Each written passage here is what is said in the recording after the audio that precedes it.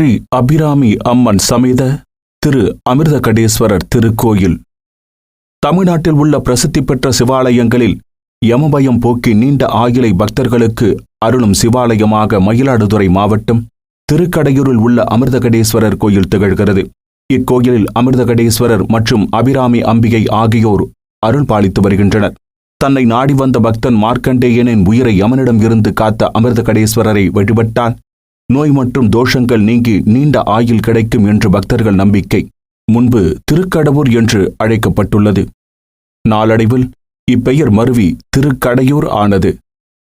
தமிழ்நாட்டில் மயிலாடுதுறை மாவட்டம் தரங்கம்பாடி தாலுகா திருக்கடையூரில் இக்கோயில் அமைந்துள்ளது.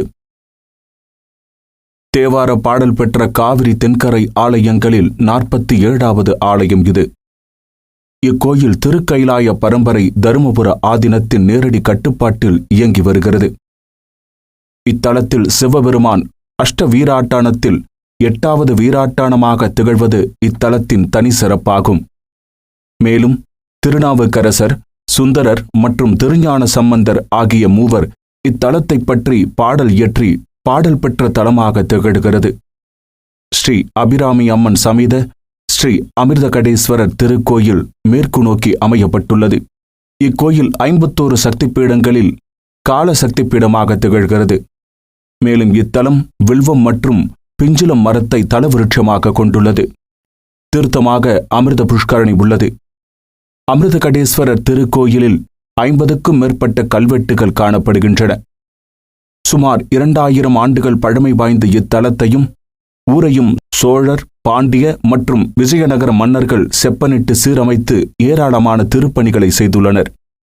1ஆம் ராஜராஜன் முதல் 3ஆம் ராஜராஜன் வரை பல சோழ மன்னர்கள் பல்வேறு தொண்டுகள் புரிந்துள்ளது கல்வெட்டுகள் மூலம் தெரிய வந்துள்ளது. பாண்டிய மன்னர்களான சுந்தரபாண்டியன், வீரபாண்டியன் மற்றும் குலசேகர பாண்டியர்களாகிய மூவரின் கொடைத்தன்மையை இங்கு உள்ள கல்வெட்டுகள் மூலம் அறியலாம். சிவபெருமான் யமனை காலால் எட்டி உதைத்து சம்ஹாரம் செய்த திருத்தலமும் இதுதான்.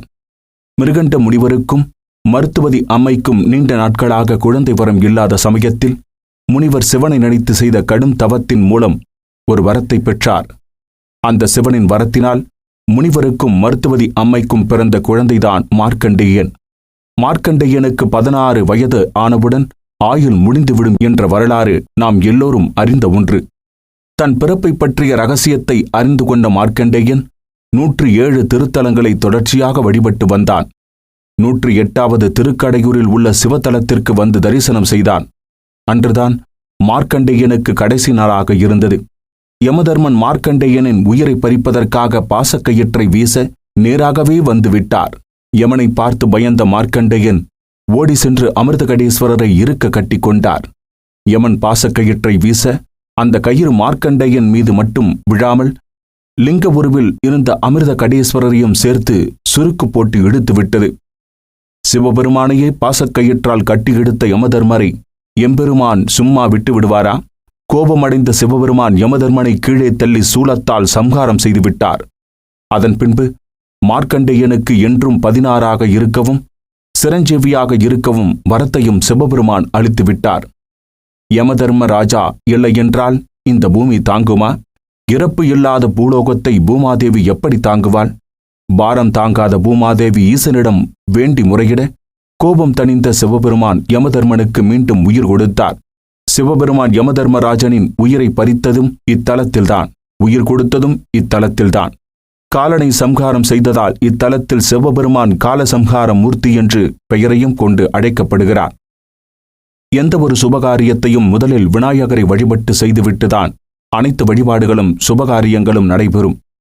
அப்படி விநாயகர் வழிபாடு செய்யாவிட்டால் எந்த சுபகாரியமும் ஏதும் ஒரு வகையில் தடைபடும். முற்காலத்தில் தேவர்களும் அசுரர்களும் பார்க்கடலை கடைந்து அமிர்தம் எடுத்து அவர்களுக்குள் பகிர முயன்றபோது முழுமுதற் கடவுளான விநாயகரை வழிபட மறந்தனர். இதனால் சினம் கொண்ட விநாயகர் இக்கோயிலில் ஒரு அமிர்தம் நிறைந்த குடத்தை மறைத்து வைத்ததாகவும் இந்த அமிர்தம் நிறைந்த குடமே சிவலிங்கமாக மாறியதால் இக்கோயில் அமிர்தகடேஸ்வரர் கோயில் என பெயர் பெற்றதாக புராண வரலாறு கூறுகிறது.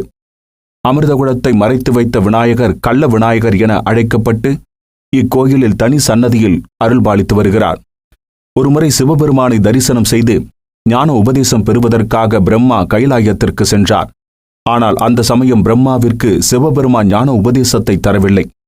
அதற்கு பதிலாக அவர் கையில் வில்வ விதைகளை கொடுத்து, பூலோகத்தில் இந்த விதைகளை விதைக்கப்பட்ட ஒரு நாழிகைக்குள் வில்வ மரம் எங்கு வளர்கிறதோ அந்த இடத்தில் ஞான உபதேசம் தருவதாக கூறிவிட்டார்.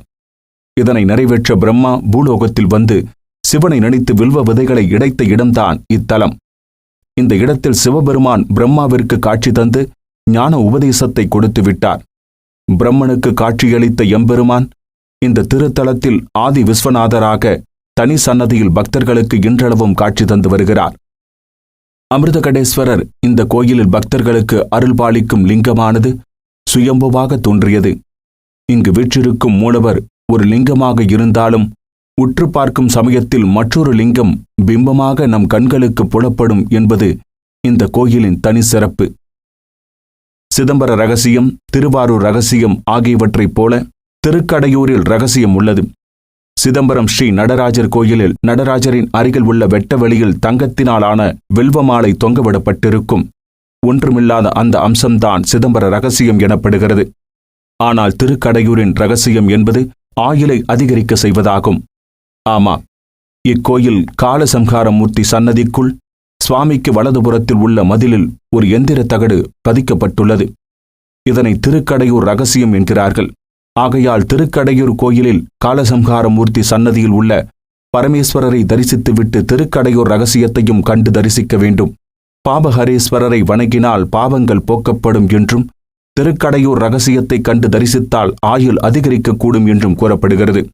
திருக்கடையூர் அமிர்தகடேஸ்வரர் கோயிலில் வெளிப்பிரகாரத்தில் கிழக்கு நோக்கியவாறு வேண்டியதை வேண்டியபடி அருளும் கற்பக விருட்சமாக அன்னை அபிராமி அருள் பாலித்து வருகிறார். சரஸ்வதி தேவிக்கும் அபிராமி பட்டருக்கும் அருள் புரிந்தவள் அன்னை அபிராமியே. இவ்வூரில் வாழ்ந்து வந்த பட்டர் ஒருவர் அன்னை அபிராமியின் மீது அளவு கடந்த பக்தி கொண்டவர். பக்தி அதிகரிக்க உன்மத்த நிலையில் இருப்பார். அவ்வாறு இருந்த சமயம் ஒருமுறை தஞ்சை 2ஆம் சரபோஜி மன்னன் திருக்கடையூர் வந்தபோது இந்த பட்டரை பார்த்து இன்று என்ன திதி என்று கேட்டுள்ளார். அன்னை நினைவிலேயே இருந்த பட்டர் அமாவாசையை பௌர்ணமி திதி என்று தவறுதலாக கூறிவிடுகிறார். பட்டரை பற்றி தவறான கருத்துக்களை மன்னரிடம் கோயில் அர்ச்சகர்கள் ஏற்கனவே கூறியிருந்தனர். இதனால் கோபமுற்ற மன்னன் அன்று இரவு பௌர்ணமியை காணாவிட்டால் பட்டருக்கு தண்டனை அளிக்கப்படும் என்று கூறிவிட்டார். பட்டர் அன்னை மீது 100 பாடல்கள் கொண்ட அபிராமி அந்தாதி பாட அமாவாசை அன்று பௌர்ணமி தோன்றியது. 79வது பாடலின் போது அன்னை அபிராமி தனது காதில் இருந்த தோடு ஒன்றை கழற்றி ஆகாயத்தில் வீச அது பௌர்ணமி இரவு பூரண சந்திரனாக காட்சியளித்தது. இவ்வாறு பட்டருக்கு அருள் செய்த அன்னை அபிராமி தன்னை வழிபடும் பக்தர்கள் வாழ்வில் இருள் நோக்கி ஒளியேற்றி அவர்களுக்கு வேண்டியது எல்லாவற்றையும் அருள் புரிகிறார். இத்தலத்தில் அம்மையும் அப்பனும் நேருக்கு நேர் சன்னதி கொண்டிருக்கிறார்கள். மூலவர் அபிராமி கடேஸ்வரர் மேற்கு பார்த்தும் அபிராமி அம்பாள் கிழக்கு பார்த்தும் அமைய பெற்றதால் இத்தலம் நித்திய திருக்கல்யாண தலமாக திகழ்கிறது. 59 வயது முடிந்து 60 வயதை தொடங்குபவர்கள் இக்கோயிலில் உட்கர சாந்தி பூஜை செய்து வழிபடுகிறார்கள். 60 வயது முடிந்து 61 வயது தொடங்குபவர்கள் சஷ்டியத்த பூர்த்தி பூஜை செய்கின்றனர். 70 வயது முடிந்து 71 வயது தொடங்குபவர்கள் பீமாரத சாந்தி பூஜையும், 75 வயதை கடந்தவர்கள் விஜயரத சாந்தி பூஜையையும் செய்கின்றனர். 81 வயதை தொடங்குபவர்கள் சதாபிஷேகமும், 85 வயதை கடந்தவர்கள் கனகாபிஷேகமும் செய்து அமிர்தகடேஸ்வரரை வழிபடுகிறார்கள். கோயிலின் மேற்கு திசை நோக்கி அமிர்தகடேஸ்வரரும், கிழக்கு நோக்கிய திசையில் தனி கோயில் கொண்ட அபிராமி அம்மனும், அமிர்தகடேஸ்வரர் அருகில் காலசம்ஹார மூர்த்தியும் அருள் பாலிக்கின்றனர். உட்பிரகாரத்தில் முருகன், மகாலட்சுமி, நடராஜர் ஆகியோரும் அருள் பாலித்து வருகின்றனர்.